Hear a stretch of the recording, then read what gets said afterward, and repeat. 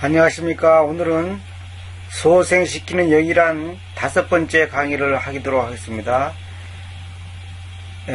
전에도 말씀드렸지만은 반드시 홀리고스트 구원이란 무엇인가, 다시 태어난다는 것은, 이런 것을 먼저 들으시고 이 강의를 들으셔야 됩니다. 자, 요한복음 5장 21절. 왜냐하면 그 아버지께서 죽은 자들을 일으켜서 그들을 소생시키듯이 바로 그렇게 그 아들이 자기가 바라는 자들을 소생시키기 때문이다. 제가 이걸 강조했죠. 자, 이 소생시키는 영이란 뭐냐? 지난번에 제가 데살로니가 후서 2장 8절 그리고 나서는 틀린 말입니다. 그러고 나서 저 사악한 자가 계시될 것인데 그를 주님께서 자신의 입의 영을 가지고 소멸시키실 것이며 자신의 오심의 선명함을 가지고 멸망시키실 것이니,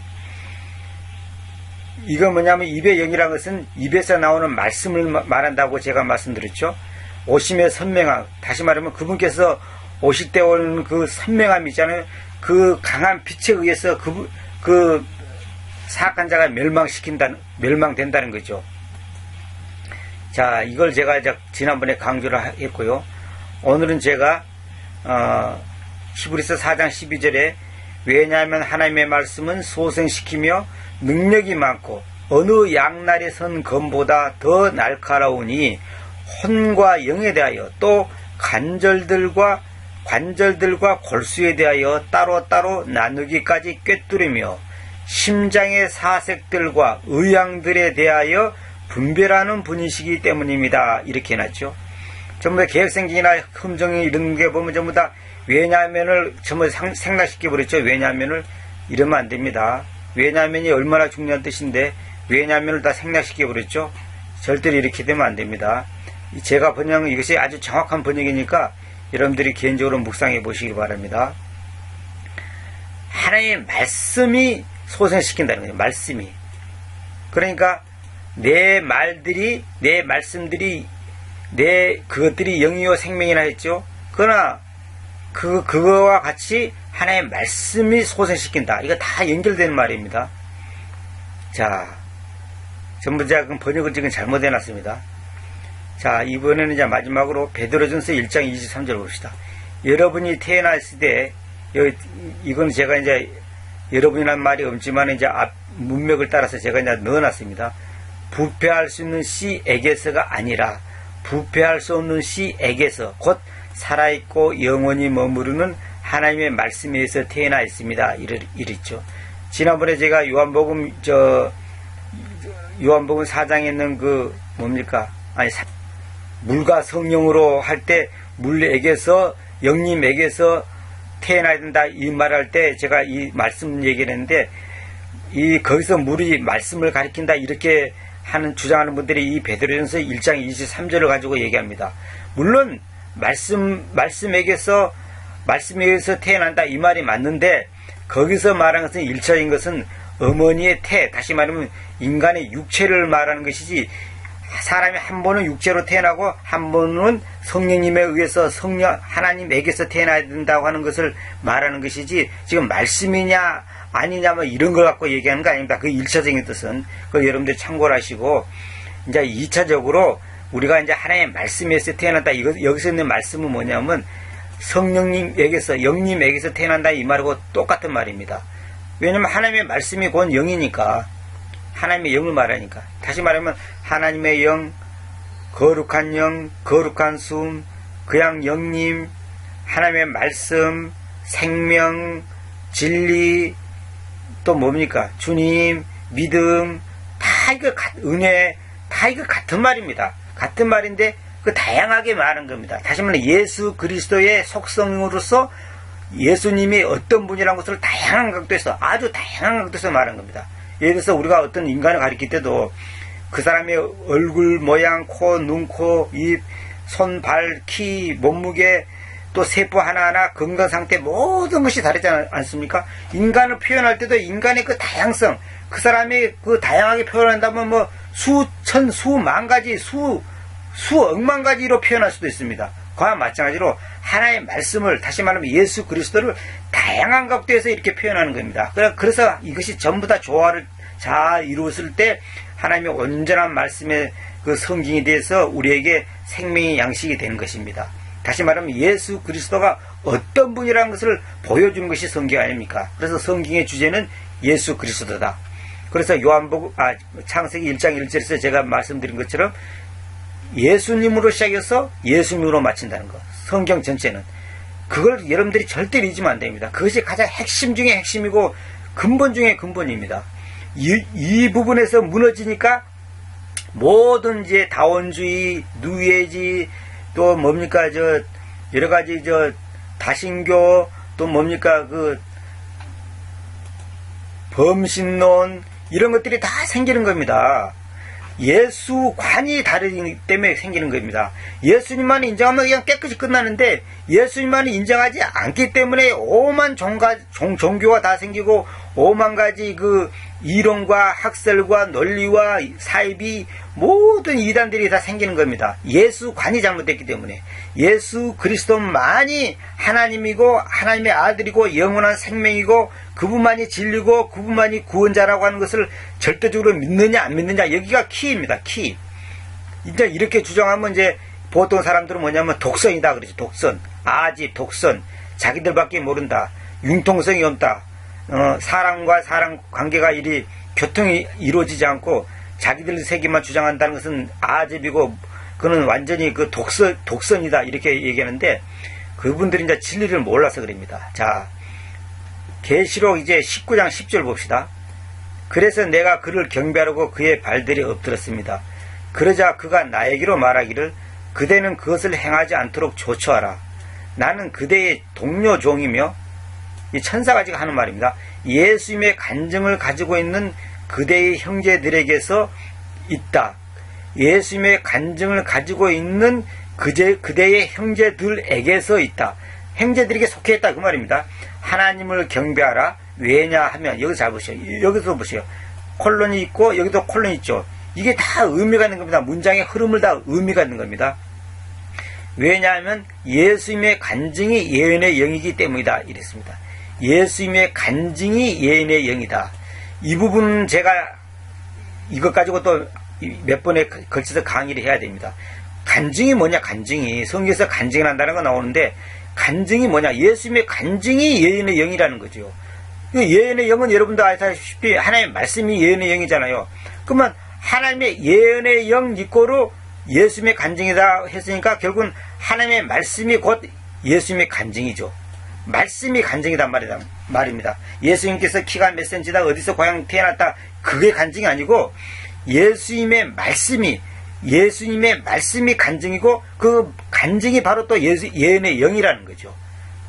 우리가 예언의 영을 받았다, 예언한다 그러잖아요. 예수님의 간증을 말하는 겁니다. 예수님의 간증이 뭐냐면 예수님의 말씀, 이 말씀이단 말입니다. 그래서 우리 개혁성경에 보면 구약성경에 보면 그거 있죠. 언약궤란 말이 나오죠. 언약궤가 뭐냐면 영어로 뭐냐면 간증의 상자입니다. 간증의 상자. 이 간증의 상자가 뭐냐? 이 간증이라는 것이 뭐냐면 예수님이 어떤 분이라는 것을 보여주는 겁니다. 예수님의 그 속성, 핵심 부분을 보여주는 것이 간증입니다. 우리가 그잖아요. 괜히 인간도 어떤 사람이 간증한다고 하면 그 사람이 어떤 사람이고 어떤 신앙이고 어떤 사상이고 어떤 과정을 거쳐서 이제 살아왔는가 그걸 들어보잖아요. 그러면 이분이 어떤 분이라 이것을 감을 잡지 않습니까? 마찬가지로 예수님의 간증이라는 것은 예수님이 살아온, 예수님이 존재한 그 예수님의 그 모든 것에 대해서 말하는 것을 보고 간증이라 그럽니다. 그것이 뭡니까? 기록된 말씀이죠. 성경이 예수님의 간증책이에요. 성경 전체가. 그것이 예언의 영이라니까요. 예언의 영 따로, 예수님의 간증 따로, 하나님의 말씀 따로, 이렇게 따로 생각하면 안 됩니다. 그렇게 따로 생각하면 안 됩니다. 예수님의 영, 예수님의 간증, 예수님의 말씀, 진리의 말씀, 생명의 말씀, 믿음의 말씀, 이게 다 같은 말이에요. 이것도 다른 말로 간증이라고 표현할 수 있잖아요. 그래서 이 간증이라는 단어에 대해서 제가 좀 더 구체적으로 나중에 이제 구약성경과 연결시켜갖고 자세히 한번 강의할 때가 있을 것 같습니다. 이걸 꼭 명심하시고 이 용어에 대한 개념이 여러분 앞에 여러분이 각자가 다 분명히 서 있어야 됩니다. 여기 보면 이제 개혁성에 보면 이렇게 돼 있죠. 그 발 앞에 엎드려 경배하려 하니 그가 나에게 말하기를 나는 너와 및 예수의 증언을 받은 네 형제들과 같이 된 종이니 삼가 그리하지 말고 오직 하나님께 경배하라. 예수의 증언은 예언의 영이라 그랬죠. 이 증언이라고 번역했는데 이건 잘못된 겁니다. 증언은 위트니스라고 따로 있어요. 간증이라는 것은 뭐냐면 테스트모니라 됐죠. 이 간증이라는 단어하고 이 증언이라는 말하고 또 다른 말입니다. 증언은 위트니스가 증언도 되고 증인도 됩니다. 증인. 사람을 가리킬 때는 증인, 말을 가리킬 때는 증언이 됩니다. 근데 우리 개혁성에는 대부분 또 증거라고 돼 있어. 증거하다인데 증거하다는 문법적으로 잘못된 말입니다. 증거하다는 틀린 말입니다. 내가 그의 발 앞에 엎드려 그에게 경배하려 하며 그가 내게 말하기를 나는 내 동료 종이요 예수님의 증언을 가진 내 형제들 중에 속한 자니. 예수님의 증언을 가진 이랬죠. 예수님의 간증하다가 증언이라고 번역했죠. 이것도 이제 잘못됐습니다. 이거 증언도 아니고 내 형제들 중에 속한 자니 너는 주의하여 그러지 말고 하나님께 경배하라. 예수님의 증언은 대언의 영이니라. 이렇게 쭉 이렇게 붙여서 연결해 보는데 이렇게 하면 안 됩니다. 그리고 이 증언이 아니라 간증입니다. 간증이라 반드시 해야 됩니다. 다른 데는 위트니스를 또 이 킹음정이나 한킹에서 또 증언이라 했다가 증거라 했다가 뭐 여러 가지로 표현했는데 이렇게 하면 안 됩니다. 이렇게 위트니스하고 분명히 구분시켜야 됩니다. 그 다음에 여기 봅시다. 내가 그에게 경배하려고 그의 발 앞에 엎드리니 그가 내게 말하기를 보라 그리하지 말라. 나는 예수의 증거를 가진 내 형제들과. 여기도 증거라고 해놨어요. 이 증거는 완전히 잘못된 번역이죠. 이건 아닙니다. 내 형제들과 같이 같은 동료종이니 하나님께 경배하라. 이는 예수의 증거가 예언의 영이라. 예수의 증거라 그랬잖아요. 증거도 아니고 증언도 아닙니다. 이거는 절대 이렇게 하면 안 되고 간증이라고 해야 됩니다. 왜 간증을 해야 되는가? 이걸 제가 이제 성경 구절을 전부 찾아서 증명을 시켜야 되는데 이 시간은 내가 그걸 다 할 수 없고 다음 기회에 반드시 내가 이 부분에서 짚고 넘어가겠습니다. 왜 간증이라고 했는가? 굉장히 간증이라는 단어가 중요한 의미를 갖고 있습니다. 자, 오늘 이제 이렇게 대충 제가 이렇게 간략하게 설명을 드렸습니다. 제가 말하고 있는 핵심은 뭐냐면 소생시키는 영은 뭐냐면 다름이 아니라 하나의 말씀이라는 것. 그것이 바로 하나의 소생시키는 영, 예언의 영, 하나님의 말씀, 예수님의 간증, 진리의 말씀, 생명의 말씀, 믿음의 말씀, 뭐 그런 표현들이 다 결국은 니꼬르입니다. 니꼬르. 근데 니꼬르인데 다 같은 말인데 왜 그렇게 달리 표현했느냐? 아까도 말씀드렸지만은 그분이 어떤 분이라는 것을 다양한 각도에서 말한단 말입니다. 그래서 어떤 사람들은 이제 이 예언이라는 단어를 대언이라 해야 된다 그러는데 대신 말한다 해서 그냥 대언이라 그러는데 여기서 예언이라는 것은 뭐 5년 뒤에 무슨 일이 있을 것이다, 100년 뒤에 무슨 일이 있을 거다, 그 점치는 식으로 그런 의미의 예언이 아니고 미리 말한다는 말은 뭐냐면 하나의 말씀을 가지고 하나님께서 말을 했잖아요. 너희가 예수님을 믿어라. 안 그러면 지옥 간다. 예수님만이 구원의 길이다. 심판이 있다. 예수님께서 재림하신다. 이게 다 예언입니다. 하나의 말씀에 기록된 그 자체가 예언이지 무슨 점치듯이 1년 뒤에 무슨 일이 있을 거다, 2년 뒤에 무슨 일이 있을 거다, 그런 의미의 예언이 아니에요. 그걸 오해를 하면 안 됩니다. 예수님의 간증이 예언의 영이라는 거죠. 예수님의 간증. 자, 이건 나중에 얘기하기로 하고, 하여튼 어쨌거나 소생시키는 영은 따는 게 아니고 결론은 뭐냐?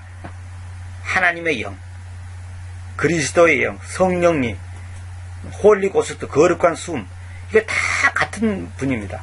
결국은 예수님은 한 분이고 하나님은 한 분이잖아요.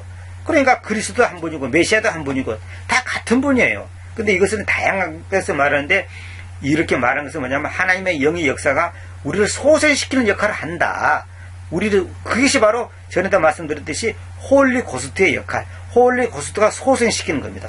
우리를 믿음을 소생시키고 또 우리의 그 마음의 그 슬픔과 그 분노와 좌절과 낙심을 갖다가 소망과 희망과 기쁨으로 바꿔주고 이렇게 전부 다 우리를 갖다 다시 한번 소생시킨단 말입니다.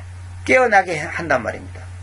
그것이 바로 뭐냐면 하나의 말씀이 그렇게 한다는 거죠. 근데 그 말씀을 하는 역할을 담당하는 담당하는 분이랄까 담당하는 분을 말할 때 굳이 말하자면 홀리 고스트, 거룩한 숨님께서 하신다는 말입니다. 여러분, 소생이 뭡니까? 살아나는 거 아닙니까? 그러면 숨을 쉬어야지 살아날 거 아닙니까? 숨을 쉬어야지 살아날 거 아닙니까? 소생한다는 것은. 그러면 숨을 누가 쉽니까? 거룩한 숨, 하나님의 영, 그 거룩한 숨님께서 역사를 하셔야 된다 이겁니다. 그래서 제가 지금까지 강의 수십 번 한 것이 전부 다 같은 말입니다. 같은 각도에서 했는데 그것을 다양한 면에서 다양한 각도에서 이렇게 뭐랍니까, 이게 표현을 달리하는 것이지 실제로 다 같은 말이에요. 소생한다, 살아난다, 구원받는다, 또 뭡니까, 우리가 뭐 성령님의 역사다, 이런 모든 것이 믿음의 역사다, 만들어진 믿음이다, 이런 모든 것이 다시 태어난다, 구원받는다, 이런 말이 다 이게 하나의 같은 맥락에서 전부 다 연결시켜서 생각하셔야 됩니다. 따로따로 생각하면 안 됩니다. 속된 표현으로 따로 국밥이 아니에요. 따로 국밥이 아니에요. 우리가 그러잖아요. 내가 병원 와서 팔을 검사한다면 온 몸이 가는 것이지 팔 하나만 가는 게 아니단 말입니다. 팔에 하나가 아프면 온 몸이 다 같이 거기에 고통을 느끼고 거기에 어떤 그 반응을 보이는 겁니다. 마찬가지로 우리 믿음의 말씀도 다 그런 것입니다. 그래서 여러분들이 성경을 볼 때 항상 성경의 주제는 예수 그리스도, 초점은 예수님. 근데 그분이 어떤 분이라는 것을 다양한 각도에서 다양한 단어와 다양한 언어를 동원시켜서 표현하는 것입니다. 이 사실을 아시고 다음에 또 이제 제가 이제 할례란 무엇인가라든지 이런 것들에 대해서 또 성령님께서 인도하신 대로 말씀 전하도록 하겠습니다. 감사합니다.